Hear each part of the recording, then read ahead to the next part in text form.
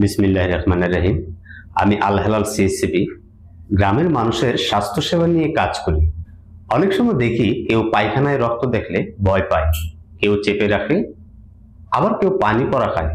আসলে রোগ চেপে রাখার বিষয় নয়, বুঝে চিকিৎসা নেওয়াই দরকার। আজকের আলোচনায় থাকছে অ্যানাল ফিসার, ফিস্টুলা আর পাইলস, তিনটি রোগ এবং এই তিনটি রোগের পার্থক্য। আমরা অনেকেই মনে করি এই তিনটি রোগেই পাইলস, আর এই বিষয়টি আজকে পরিষ্কার করার চেষ্টা করব। পাইলস হচ্ছে এমন একটা বিষয় যেটা কন্টিনিউ রক্ত আসে, ব্যথা কম হয়, টয়লেটের পর বা চাপ দিলে বাইরে দেখা যেতে পারে। সাধারণত কোষ্ঠকাঠিন্যের জন্য এরকমটি হয়। নাম্বার 2, অ্যানাল ফিসার, যেটা হয়তো অনেকে এই নামটা আমরা অচেনা মনে হয়। এটার কিছু লক্ষণ রয়েছে। এটার লক্ষণ টয়লেটের সময় প্রচন্ড জ্বালা বা ছেঁড়ার মতো ব্যথা হয়। এটা মলদ্বারের চির ধরার জন্য হয়। ফিস্টুলা, ফিস্টুলা হচ্ছে মলদ্বারের পাশে ছোট ছিদ্র হয়, সেখান দিয়ে পুজ বা রস পড়ে।